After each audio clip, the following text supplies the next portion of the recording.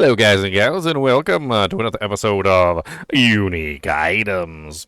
Today, we're going to be going over one of the new unique items for the sorceress, and that is the Blue Rose. The Blue Rose is a special unique item that has a special chance to drop from Duriel, but you can get it in the open world as well. It's just that Duriel has a much higher chance of dropping it. On top of that, he also always drops it at 925, which means that, well, tends to be a little bit better than maybe one of the ones that you get that's not 925, especially considering that this one has a raw damage number effect on it. And this is important because raw damage numbers scale with the level of the item, so finding it from Duriel is probably going to be your best bet, just in general. Now, this one in particular does have some very interesting effects, and let's go over it together, shall we? So first off, the Blue Rose is an ancestral item. I don't know if it can drop Sacred. I'd have to do a double check on that, but let me know in the comments if you found it in Sacred form. But you'd preferably want to get this in its ancestral form anyway. It does come with 12% resistance to all elements, and then an additional 12% resistance to cold, which is standard among all rings now. They all come with all resistances, and one additional resistance on top of that one. This one also comes with 21% to 31.5% critical strike damage, which is pretty nice. 38.2% ice spike damage, which does vary between 31.5 and 63%, which is pretty nice. Honestly, the ice spikes is the kind of the main thing that goes over this item, and you can also add ice spikes in other ways, like for instance with the glacial, the choker aspect, or maybe you're utilizing the aspect that goes on the gloves. I can't remember the name of that one right off the top of my head. But that one also gives ice spikes to, say, deep freeze, and so forth and so on. And there's a bunch of different ways you can add ice spikes into your character, so adding in a little bit more ice spike damage isn't terrible. It also has 4.8 to 9% lucky hit chance, which is going to come in handy for some builds, especially the one that I'm making. And also, it has a mana cost reduction of 13.9 to 23.7%, which is a pretty hefty little mana cost reduction. Now, the meat and potatoes of this ring, it comes to the lucky hit. Lucky hit is damaging an enemy has a 30% chance to form an exploding ice spike, dealing 2,413 damage, cold damage, which doesn't really seem like a whole lot, but the second line kind of cinches it. It says if the monster is frozen, you triple the chance. So triple the chance if the enemy is frozen. So you get basically tons and tons of ice spikes if you can freeze the enemy. And tripling the chance means what? A 90% chance, which is pretty ridiculous. So you get like a 90% lucky hit chance to deal 2,413 cold damage. And of course, if you're dishing out cold damage as a cold sorceress, well then you're going to scale cold damage. And that means that this is also going to scale. So the ice spikes will scale. On top of this, you may have other forms of ice spikes, like ones coming from the glacial aspect, and so forth and so on. And so you're getting more than one set of ice spikes coming out at any given time. This ring also has a flavor text of her lover's spirit faded, and in her sorrow she wept frozen tears. Where they fell, roses of the purest ice would blossom each winter. Green Slade's Tales, Chapter 7, The Myth of Arena Coldheart. Now, I've taken this ring, and I've actually created a whole character around it that basically revolves around trying to get as much freezing as I possibly can, so that I have, well, probably more freezing than any man or woman should ever rightly obtain. And let me see if I have any, I know I got a little 99 here. Drifting Shade, though. Yuck. Drifting Shade could go suck it. We'll see if we can make something that doesn't have Drifting Shade.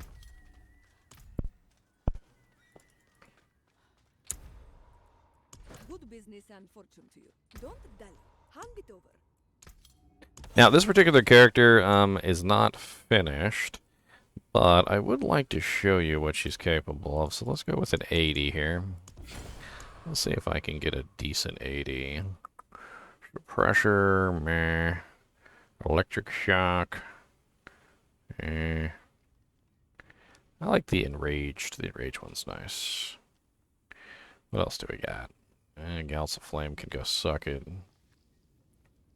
Let's do the 72.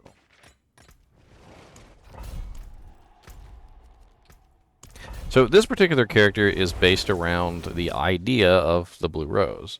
Lucky hit, cold damage, freezing targets, Obviously, triple to chance if the monsters are frozen. Well, I want the monsters to always be frozen. So I designed a character that basically does just that. Freezes everything. Literally everything. All the time.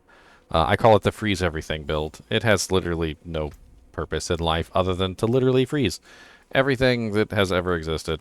To do this, I use a couple different methods. First off is the ice spikes, which is pretty nice. I also used some nice frozen orbs, various other mechanics, basically just to get as much freezing effects as I possibly can at all times. The blue rose comes in nicely into this because it adds in more ice spikes that do more damage based on how much the monsters are frozen, obviously, because I get like a 90% lucky hit chance if the monsters are nice and chilly. As you can see here, I have no problem freezing the targets, and the ice spikes come up pretty nicely. You can actually see the ice spikes sort of jutting out of the ground. You see them kind of like shooting up. It's pretty nice. Obviously, Blizzard has their own ice spikes, but the Blue Rose has its ice spikes as well. And what I've created is probably one of the most ridiculous long-range bomber-type characters I've ever made. Basically going off of the Blue Rose. The entire idea of this character is literally just to stand in the back, fire off the blizzards, and let them basically walk into everything that's going on.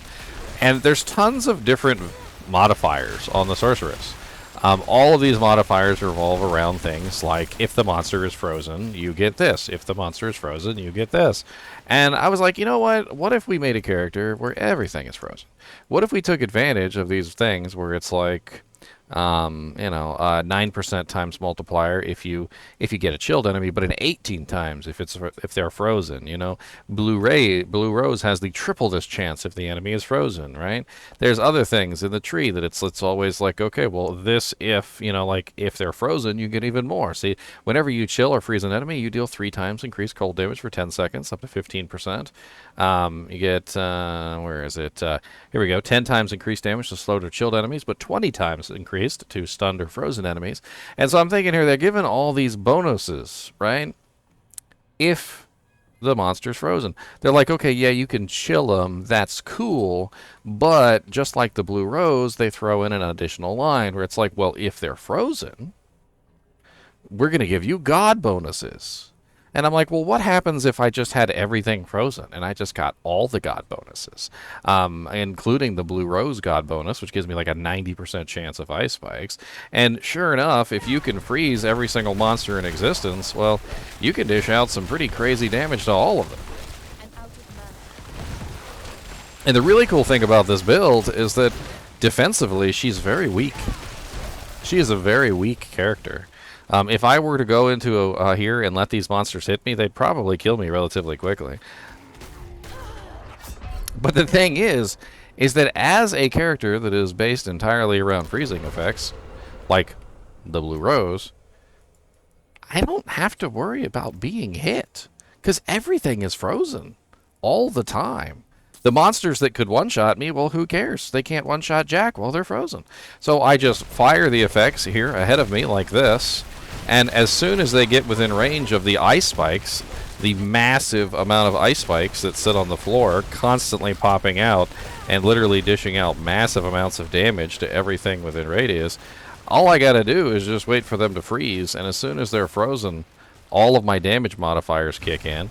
And as soon as all my damage modifiers kick in, everything is dead. It's actually a pretty cool build, and I've taken it all the way into tier 100s. And yes, even in tier 100s, the monsters will one-shot me. And yes, even in tier 100s, the build still works, because it's designed completely around freezing everything. And this freaking Blue Rose is insane, I gotta admit. The ice spikes that come out of it dish out some pretty decent damage, combined with the glacial ice spikes that obviously also dish out pretty decent damage, and you add in all the other freezing effects so that you're scaling that cold damage as much as possible. You get as many multipliers as you possibly can, and utilize even things like Ice Heart Bryce, which gives you additional frozen effects, so you get literally like tons and tons and tons and tons of frost effects that are just constantly freezing the enemies. And as long as the enemies are frozen, it's even better. And you can even use something like the aspect of shared misery, which gives you the 50% lucky hit chance to share that freeze with a nearby target, even if they didn't particularly freeze on their own. Which is pretty nice, because then you just have one target that's frozen sharing his freeze with another target that's frozen, and before you know it, everything on the friggin' field of battle is frozen. There are a lot of ways to add freezes into your build. Obviously, Frost Nova works pretty good all on its own. If I just walk up here and just throw off a Frost Nova, you can see that Frost Nova can do a pretty decent amount. But Frost Nova is a very short-range ability, and quite honestly, not quite as effective defensively, because you have to actually put yourself in danger to get access to the freeze that it comes with it.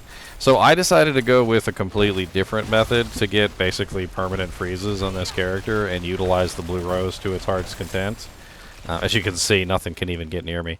I'm utilizing the Frozen Orb enchantment, which basically gives me a free frozen orb whenever I cast a non-basic skill. So anytime I cast a non-basic skill, there's a chance that a frozen orb will just pop out. The frozen orb itself is pretty OP for freezing targets, and when you fire it itself, a lot of the times you get two. It pulses multiple times. This is out multiple chilling effects, obviously. The blizzard itself also does very nice chill, and the ice spikes that come from it are obviously supporting the ice spikes that come from the blue rose. And then on top of this, I'm also utilizing the ice shards enchantment. You don't see ice shards on my bar here, right?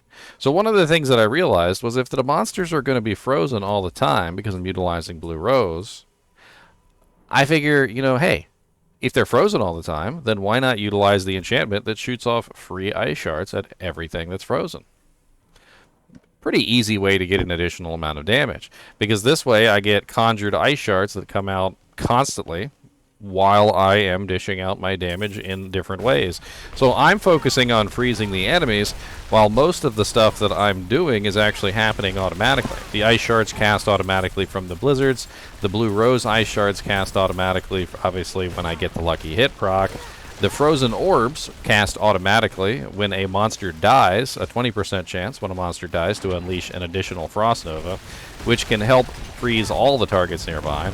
I'm also utilizing the aspect of shared misery, which automatically shares freezes with nearby targets, just in case those targets didn't freeze already. And basically everything is just automatic for the most part. Even the elites, as you can clearly see, get frozen and locked down with relative ease with this particular fun build. Now, one thing I have had a little bit of issues with is single target damage. As you can clearly see, I've got no trouble with the AoE damage. But the single target damage from the blue rose isn't quite as good as I thought it would be. I thought maybe the additional ice spikes underneath of the target, stacking multiple times, would probably be pretty effective for single target damage. And don't get me wrong, you can still kill bosses. It just takes some time. And believe it or not, you can crowd control them very quickly. Because obviously you're freezing targets left and right, so you apply those freezes to the boss, which of course causes the boss to stagger very quickly. But the damage isn't quite as good as I thought it would have been on the bosses themselves. I'm not ready yet. I have had a lot of fun with this Blue Rose ring, though, and I think that it's definitely an interesting addition to an ice build. If you're scaling ice, if you are specifically trying to make that into your main character's build, then, well, this is a good item to add into the mix. I mean, it's just an additional huge amount of damage that you can pump out through the ice spikes. It does a lot of AoE damage to everything within range, helps you freeze targets, and of course, if you're freezing targets already, I mean, 90% lucky hit chance is kind of crazy. You're talking about a 30% lucky hit chance normally, but a triple that chance if the enemy's frozen. So you're talking about a 90% lucky hit chance whenever the monsters are frozen. So if you're utilizing Frozen or Frozen Nova, Frost Nova is something that a lot of sorcerers utilize. So at the very least, you'll have a way to freeze targets with just that. I'm not ready yet. However, I find this level of play to be very interesting, because you can literally set up like a wall of death to the point where literally even elites like that can't make it through, which is kind of crazy. I've actually really enjoyed the long-range bomber aspect that comes along with this ring, because you got to think, if I can cast my spell over here, and the ice spikes come up, and the second ice spikes come up, and I can cast my Frost Nova over there too, I can literally long-range bomb most monsters without ever getting near them. I can back away and let my freezing effects just do their work. Never really putting myself in any danger whatsoever.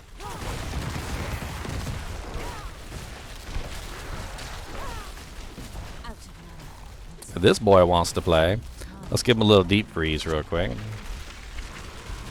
And we're going to back it up. See how weak I am just in general? Like, I'm weak sauce. I can't even take a single hit, but here I am just strolling through this dungeon like nothing's wrong.